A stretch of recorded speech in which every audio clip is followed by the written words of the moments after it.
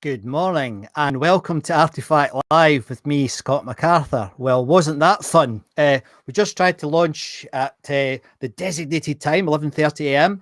And there was a little technical problem, so my apologies, but thanks. I can see you've all joined back in again, so thank you very much. That's very good. Thank you.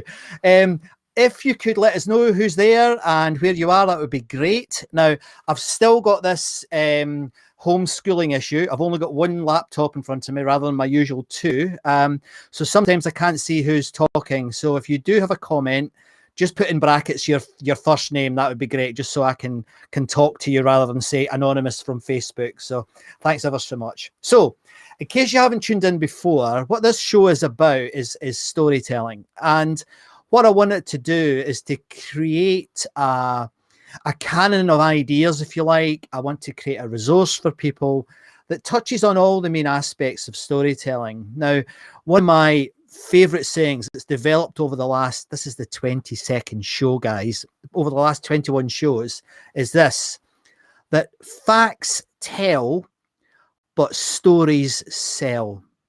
And I think that's a really important axiom to think about. And my guest today is a wonderful storyteller, and I think he brings that saying to life. His name is Paul Ramos, and we'll get back to Paul in a sec. But I think that saying really helps you understand what I'm trying to do, because what I think we need at the moment is we need people to be thinking more about other people. I think the world, which is probably better than it's ever been, but to move on to the next level, I think we need to be more empathetic, and I actually believe that stories can help us do that. And I actually believe that stories can act as an empathy engine. So that's the sort of the introduction to the show. That's the way I'd like to frame it. I'd like you to see it. So I hope you enjoy this. I'm really looking forward to it. But let me just check what's happening on the chat. Hey, I can see chat. That's great. It's working. So yeah, Peter Edge, first world problems. Yeah. I know. But thanks for joining us again, Peter. That's very good of you to say hello. And hi, Joe. Lovely to see you. Thanks for tuning in. I've already done a broadcast this morning, and it couldn't have been more different from what we're about to do, because it was about angels.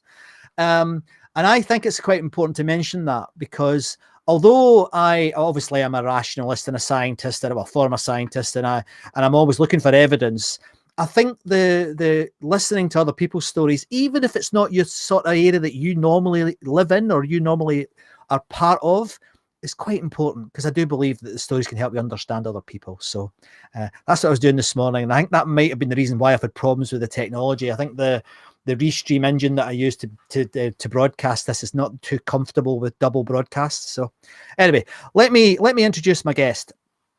I'm going to do that in a slightly different way. I'm going to show you a video. Let me just get onto here. I'm going to show you this little video, and there's actually a story behind this video apparently, so we'll hear about that story as well. But this is my guest being talked about on the news.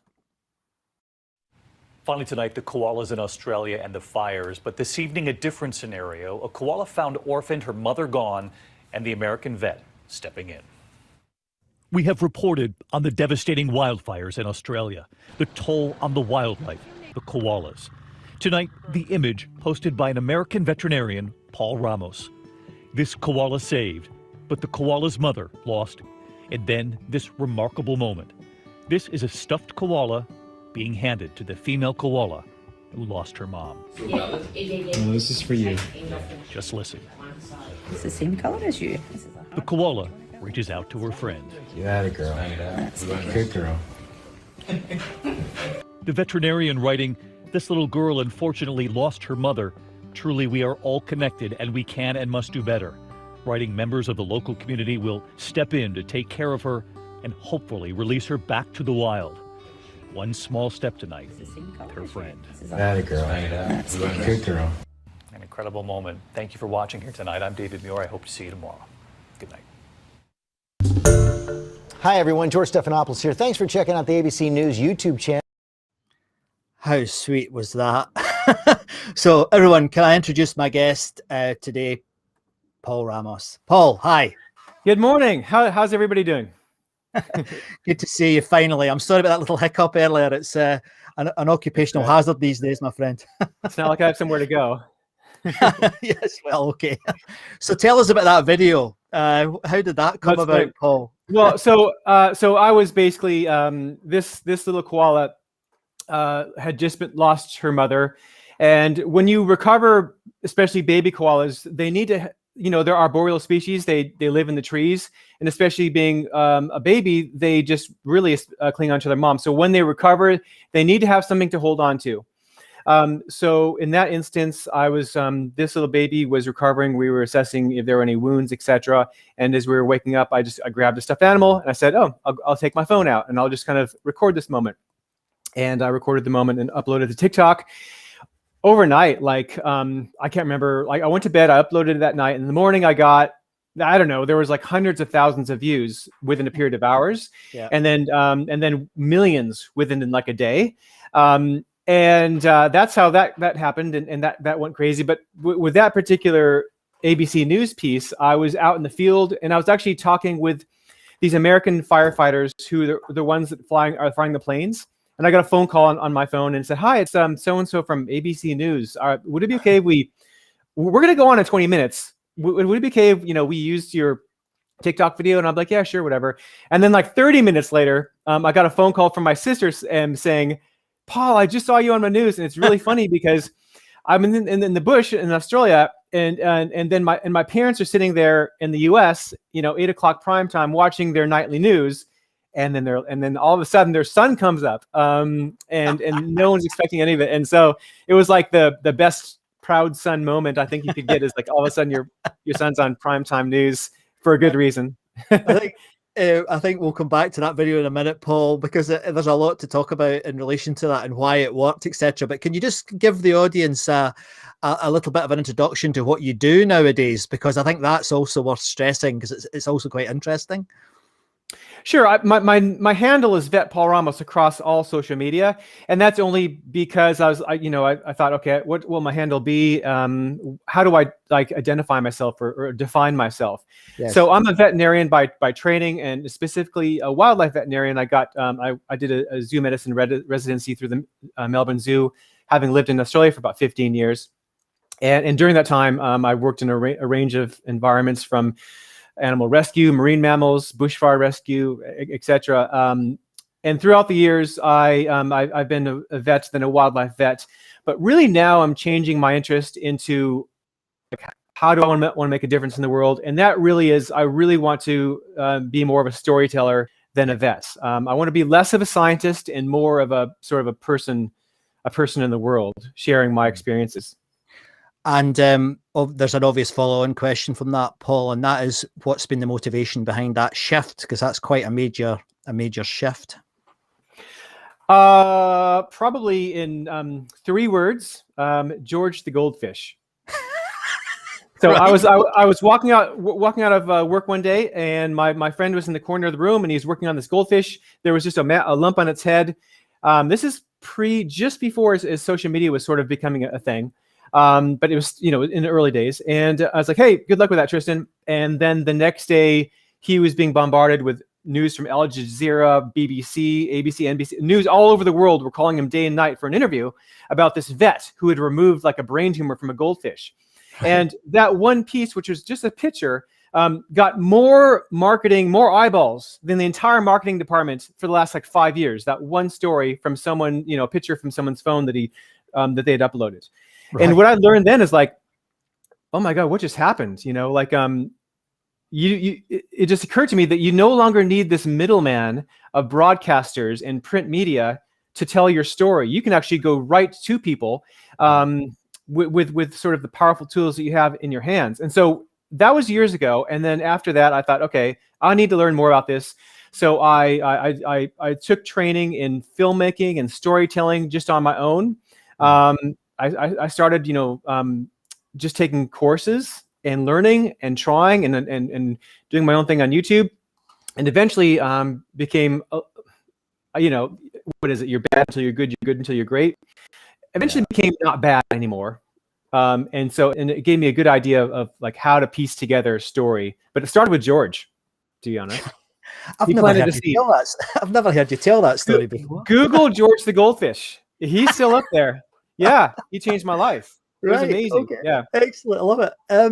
So ultimately, what are you trying to achieve now then? If it's a big shift, and George the Goldfish helped you make that shift, but what are you trying to do now? What's your ultimate aim, getting out to the world? What is it you're trying to do with the world, if you like?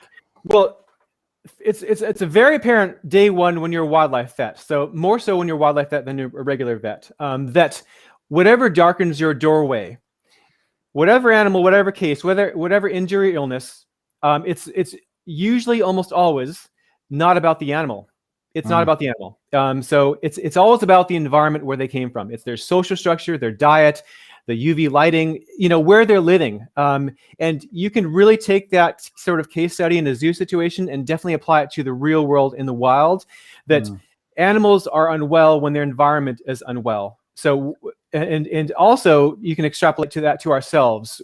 We as a society are really only healthy when our environment is healthy. Our economy cannot be healthy if our environment is not healthy. We cannot be healthy if our economy is not healthy. So it's all very interlinked. So if you want to be a good wildlife vet, you have to understand that everything's connected, and it's always been that way. But I want to share with people that to remind them of that, so that we can at least acknowledge that. And once you have that acknowledgement that we are actually connected to ourselves, to each other, and to nature, that is the first step, and then moving the ball forward into action. But to solve a problem, you first need to recognize that there is a problem. So that's where I see my place in the world. Right. Beautiful. Now that is something that that is a noble objective, I think, because the very fact that we are connected, people they find it so difficult to understand, don't they? That we are so similar to each other, regardless of race, sexuality, or anything else. We're all the same. There's a Scottish saying, I don't know if you've ever heard it, Paul. There's a Scottish saying. It's this. It says, "We're all Jock Tamson's bairns," and what that means is that we're all John Thompson's children. We're all the same. But I think it's a great saying, and it's a real leveler, because in my world professionally, when I work with companies and transformation people, HR people, a lot of what they worry about is about the differences. They're not focused on the fact that we're all Jock Tamson's bairns, and it is quite. Because even the whole notion of things like race is a lot of it's just people made, isn't it? It's not even real biologically. And it's very difficult for folk to get their heads around that. So yeah, I love that. Thanks for sharing that. That's a noble pursuit.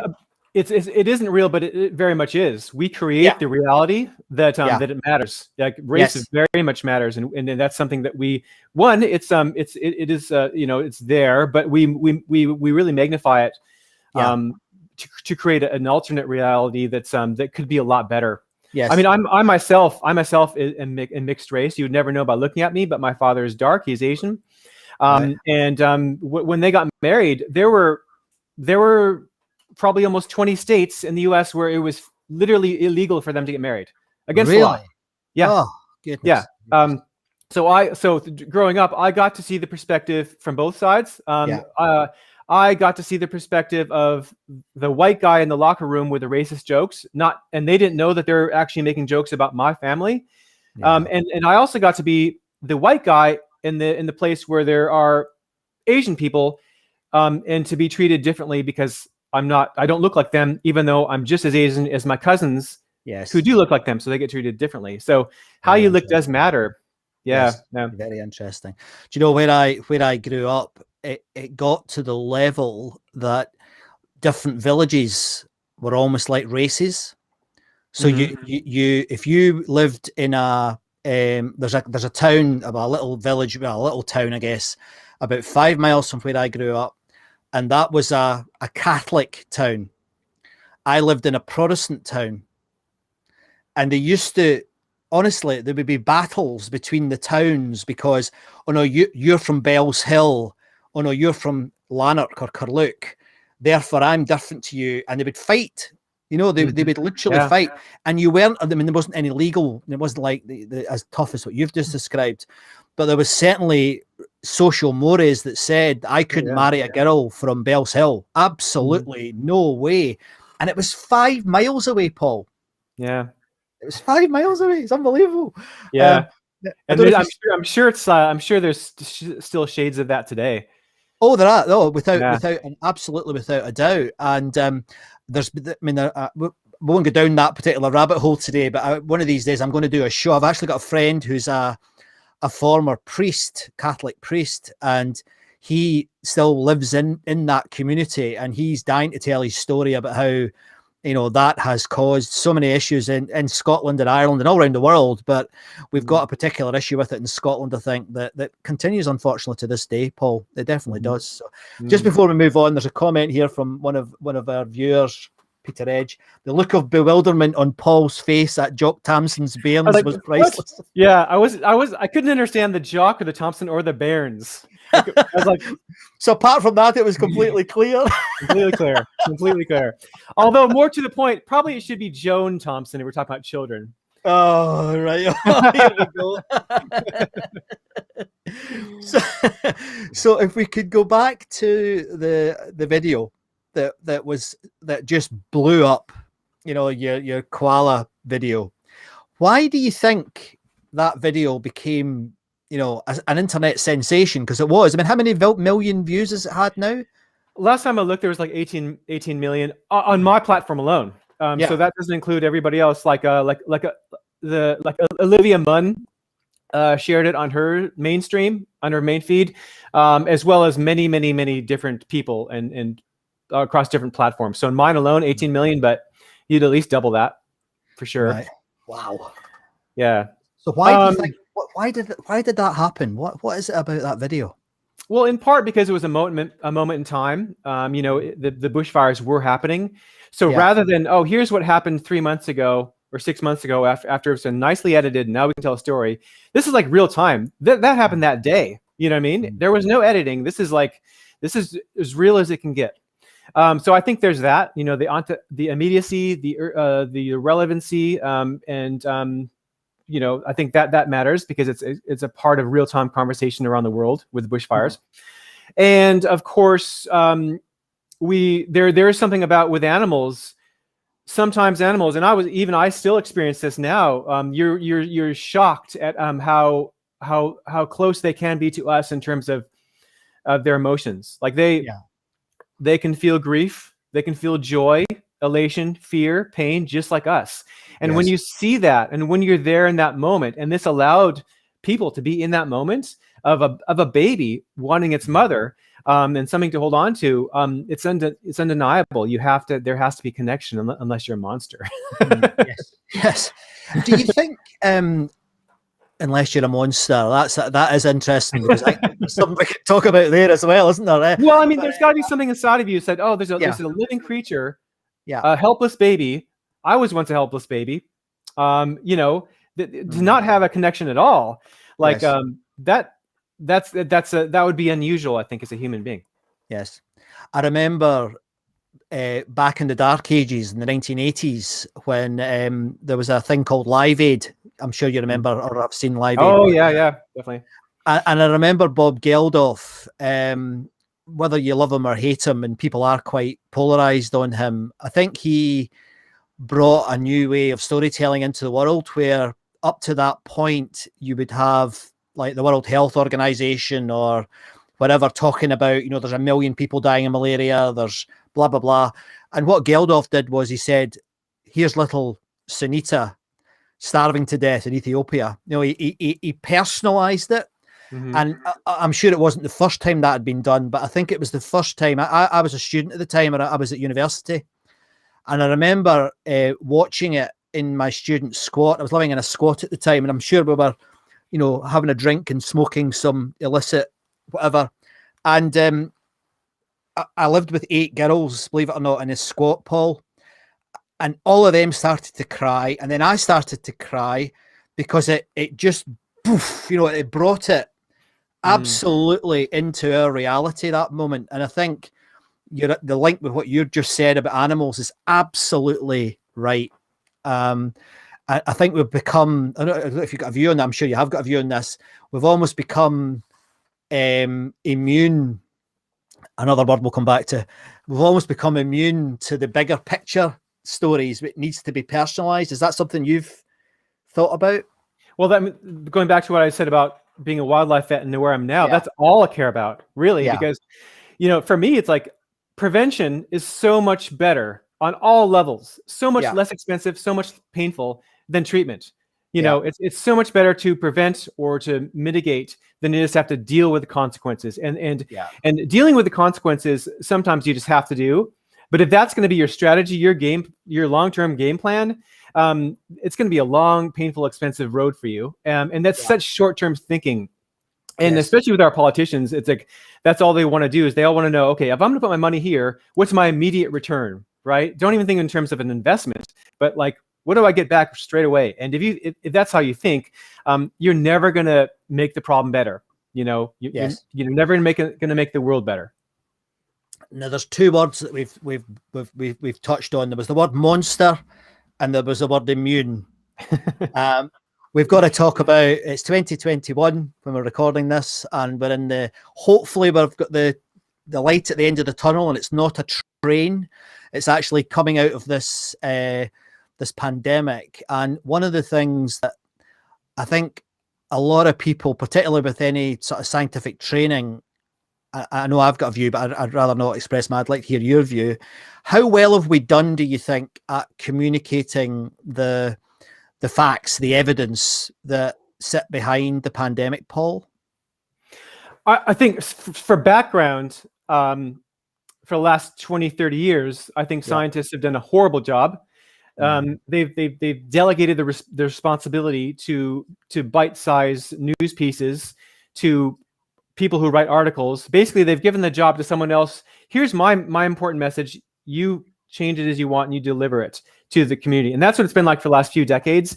So I think scientists have done a huge disservice to themselves and to all of us as well by not really being authentic and really speaking as a human being in terms of how, what they really think of something, and talking like a scientist and not like a person in terms of, and always sort of, giving something with a caveat of like, if you smoke 2 packs a day for 30 years, rather than say you're probably going to get cancer, rather than say that, they'll say, there's a possibility. I could be wrong. There's a possibility, so it's not strong enough, so no one has really listened to scientists, and they've all listened to news organizations and what have you that take it and spin it to have their own, towards their own opinion and agenda.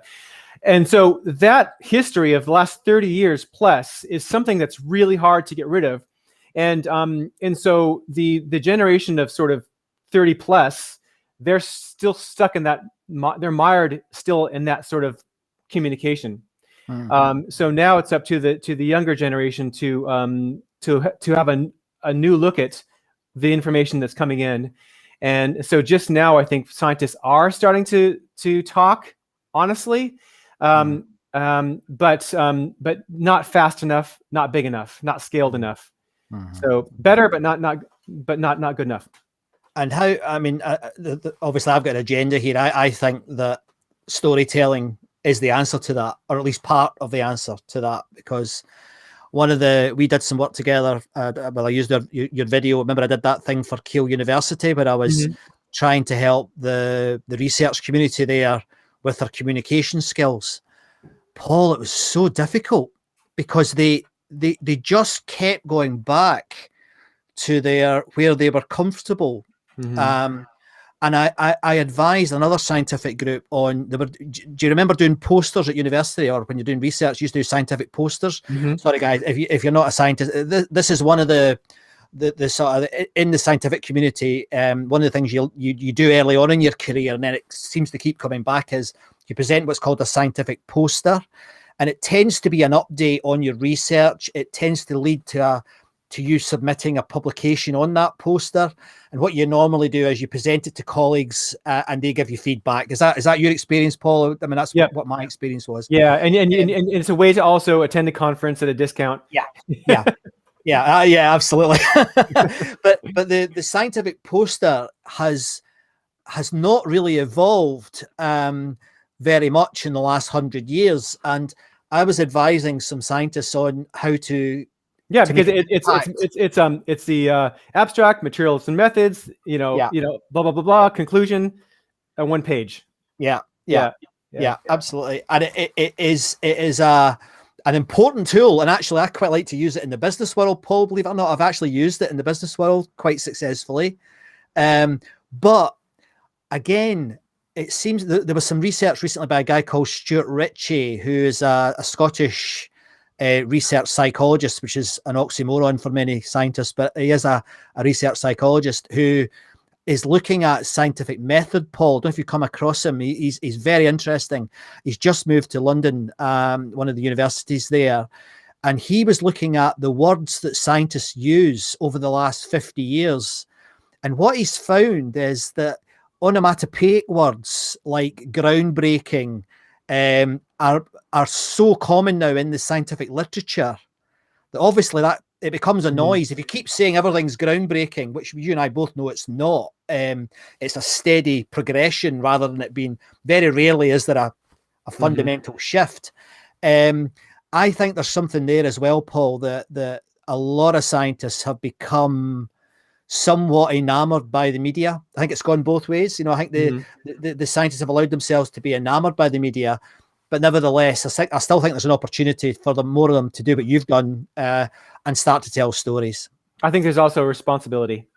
Take ownership, take accountability for your work and what you believe in, and stop leaving it. Use them working together to help with your message, but do it yourself as well, because you can and you should. Yes, the world's changed. Yeah, it has. And can I just? I'll just go to the chat here. There's an I know you can see it. Yeah. Oh yeah. So Peter's talking also about anthropomorphizing animals. I think as a way to storytell. I think that's like when I worked with National Geographic. That TV show last year, and they want that. They said, look, we need you to in a way be a voice for the animal. So like you need to talk about how the animal must feel. Is it scared? You know what I mean? So there had to be that connection between me and the audience for the animal. And so I think not unfortunately, but that's just the way it is. That's how we tell stories. Yes. Yeah. Yes. And I mean it's quite funny when you watch like Disney movies, particularly in the last 20 years. They do that to everything, don't they? They do it to teapots. They do it to. I mean, I've kind of gone off. Well, I have not kind of. I've gone off Disney because of the sort of the line with the flat cap on, and I might be wrong about that. I mean, I might be wrong, but I think we've maybe gone too far sometimes. But anyway, can I ask you another question? What's your artifact, Paul? What's your artifact that you brought with you today? In the background. Yeah. So a couple of them. Yeah. One, this is a mug that I bought years ago with my wife when she was still just my girlfriend. Got in England from the Spode factory. I said, I'm going to buy this really fancy mug, but it's also got wild animals on it for when I make it one day and I have that cabin in the woods. So it's my cabin in the woods mug. Right. Okay. But I also collect antique animal prints, and so I have a lot of them. And so like this is from the late 1700s, original lithograph, hand colored.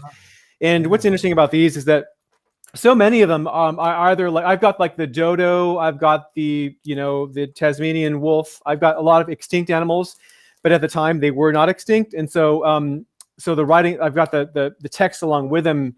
So it's an interesting sort of moment in time of sort of where science meets history meets art, of when these animals were still roaming the earth and what they thought of them at the time, and the ways that This is a scientific journal, and that's the picture of this bird. And this is like the first description ever in the world of this bird. I still don't even know what it is, but but the scientists, they wrote differently. Like this is called a cock purple-breasted blue manakin. Right. The great difficulty, not to say impossibility, of always ascertaining the sexes of birds forms the grand impediment to the perfection of ornithology. it can hardly be doubted by anyone who is tolerably conversant in the knowledge of nature. Like, that's how scientists wrote back then. It's lovely, isn't it? It's quite nice. It's much more interesting. That would be a poster I'd read. Yes, absolutely. Thanks for sharing those. They're lovely. I think you've just proven the point that I make often on this show, that having artifacts, having things is one of the things that humans do. And quite often what I love about the artifact is the story behind it. So you've just proven that point quite beautifully. So, I mean, I've got two more questions for you. One is fun, but the other one is very serious. Let's do the very serious one first. We face a number of existential threats in the next, right now, including, one that people have stopped talking about, but nuclear weapon proliferation, etc. But the other one, of course, everyone talks about now is the climate change. And I think it's not a stretch, and you and I haven't spoken about this, but I think your connection piece is a key part of helping people understand how important it is for everybody to take responsibility for the world that we live in. Where do you see that? Where do you see that going in the next 10 years? Have you got any thoughts on the future of climate change or the future of the environment, conservation? I mean, this is a whole book. This isn't a 5-minute answer on a radio show, but a video show. But what are your thoughts on that, Paul, from your perspective? Where I see like how we're dealing with climate change. Yeah. Okay. I think that how COVID has changed how we're doing things. Like right now, you and I are talking, and we wouldn't normally do this. So I think COVID has also changed how we're looking at our relationship with nature. That we can no longer look at ourselves as separate and definitely not above it. So I think it's brought forward a painful conversation, a conversation that we need to have. Probably maybe a decade or so. Like, we should have had this conversation 30 years ago. We should have had this conversation when Al Gore was running for president, for sure. Yeah. Because it's always been right in front of us, the truth. But now we're forced to have the conversation because of where we're at now in our sort of tenuous connections with nature that we've created. So I think that's the silver lining of what's happening now, that it's changed the world in undeniable ways. And brought forward, what we need to do. So finally, it's rather than it being like a left issue where it's like, like a nice to have, right? So there's always the economy and the military. And by the way, wouldn't it be nice to have a nice healthcare and education and environment? That's always been, the first thing sort of dropped by the wayside when another party comes into the house. But now it's going to be, take it from the side. Now it's front and center. The environment is. It's no longer some sort of lefty woo-woo thing. In fact, to me, the whole term environmentalist is ridiculous. Like, it's kind of like saying that, you care about your house being on fire. Like, we all live here. Like, why is that even a term? Why is that even a notion? This is our home. So I think it's forcing us to have these conversations finally. And it's a good thing. And a big reason for that is that economically we're being so hard hit that it is expensive to respond to these treatments, to these situations. It's better to prevent them. Yes, here.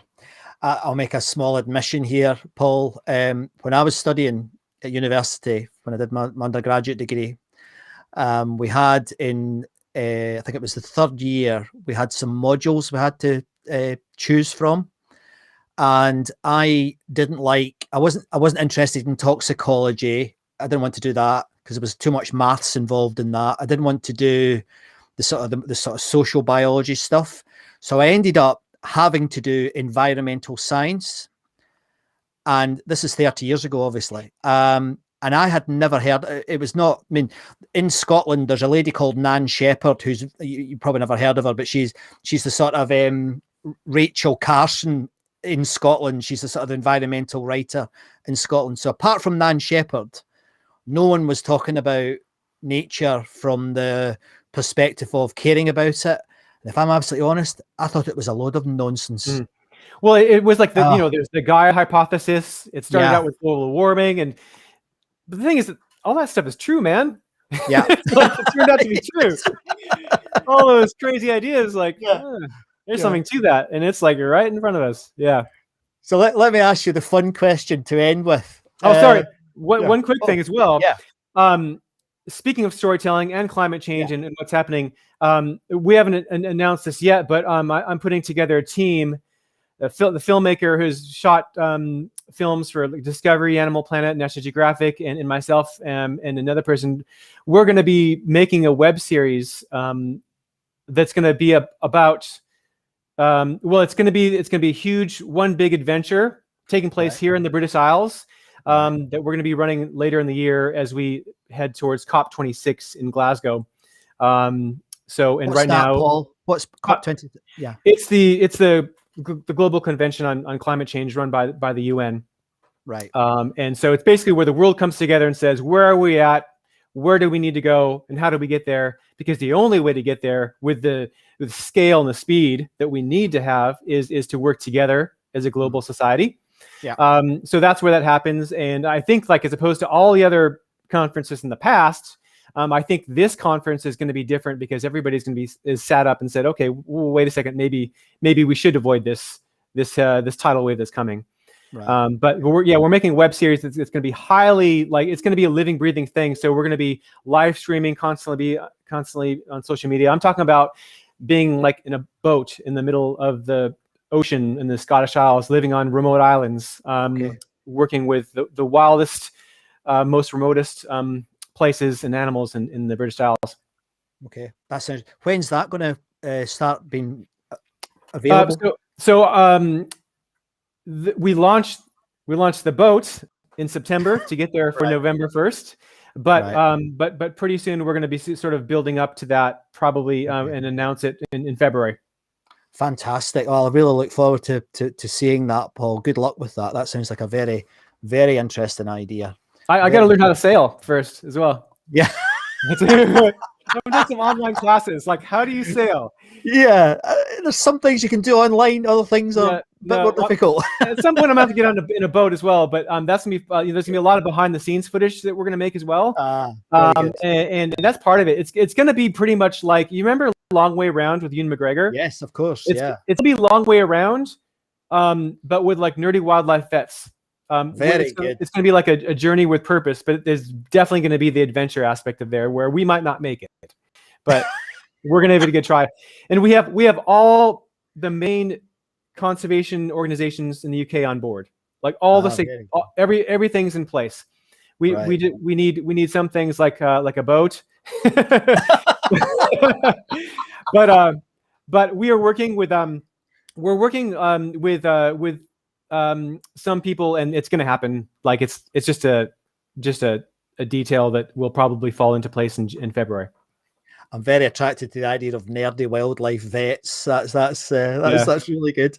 So, but my fun question before, there's a couple of questions in the chat that I'd like us to end with, but my fun question is, bring back T-Rex or not? T-Rex? Yeah. Not. Right. Not. Why? Well, for one, we had nothing to do with this extinction. So, I mean, so that might be a different conversation if it was like the, Tasmanian tiger or something that, passenger pigeon or, where we actually played the role. Yeah. But this is something where it was a completely different era in time, millions and millions of years ago, that we had nothing to do with. And, if we were going to think about like how we are impacting on the environment, it just makes no sense and benefits no one to bring back an animal that was present millions of years ago under so that's silly. That's silly talk. I quite like the idea of it. what if you like? What happened to like a T-Rex Rottweiler? Like you could just merge. Yeah, then, some sort of fancy breed. Peter said Scott meant the band. Yeah, no, I didn't. Well, maybe I did. Right, okay. So there is. Thanks. That's magic. Let me just. Peter's actually got a question here as well, which I think is worth having a look at. The one about adult documentaries. Paul, can you see that? Yes. Yeah. And the question is: are adult documentaries trying to make a connection with their childhood references, having referred to Mickey Mouse, Winnie the Pooh, etc.? I mean, I think it's always a good play to appeal to to adults to their childhood to as a nostalgic move, because it takes a long, like for every Winnie the Pooh, there's 1,000 failed Winnie the Pooh. You know, there's you know, it's about the brand of Winnie the Pooh through storytelling through generations that have built him up to who he is today.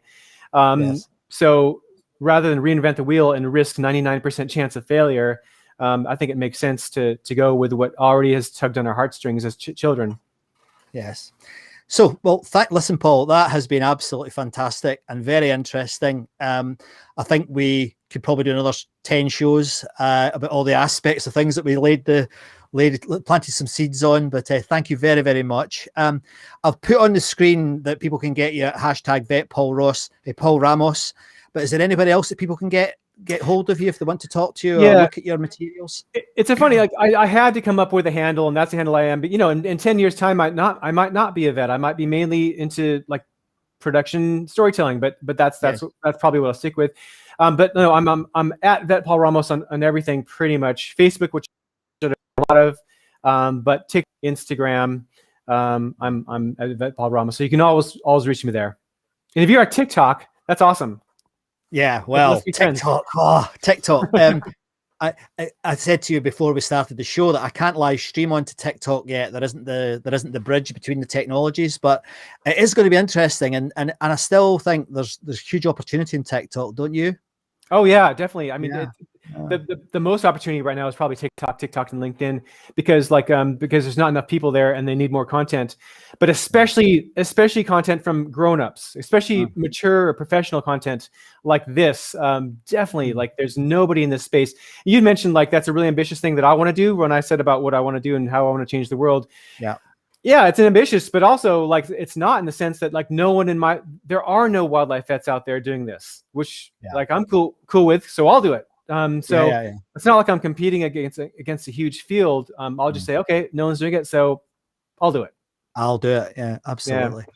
Well, Paul, thank you very much for joining us. It's been an absolute pleasure. And as you can see, there's people have been very interested in it. So wish you well with your wildlife vet show. That sounds amazing. The going around the country in a boat that I'm sure will appear soon. And I guarantee and I promise that I'll be tuning in and contributing it wherever I can. So thanks very much, Paul. It's been a pleasure having you on the show. Thank you. Thanks, Scott. Thanks, everybody. Have a great day. So I think I hope you feel that I do. That was a terrific example of how storytelling can be used to communicate complex things, communicate ambitious things. So I really enjoyed that, and I feel that I understand better where Paul's coming from, but also I understand him better. And I think the topics that we spoke about there and Paul shared his thoughts on are extremely important, whether you're working in business or you're working for yourself, or whether you're sitting at home. I think it's something that it really jumps out how important storytelling is in that context. So that's the show for this week. What I'd like you to think about over the next few days is how I always end this show. And that's about your own stories, because, I think that I'm constantly surprised by this, how few people actually tell their own stories. And I would encourage you to be an archaeologist of your own life, because I think these stories are the way we can change the world. And I think Paul really demonstrated that beautifully. So thank you very, very much for tuning into the show. Next week, we're coming at it from a completely different angle again. And we're going to be looking at it from the angle of comedy again. So it's a fascinating area, this. I love the fact that I can juxtapose, music with Tom Morley last week, Paul this week with science and being a vet. And then next week, we're talking about comedy. So it's an amazing area, amazing opportunity. And as Paul hinted at, there's not a lot of people in this space, guys. So I think it's well worth exploring it. Thank you very much for joining me for Artifact Live, and I'll see you next week. Please tell your own stories.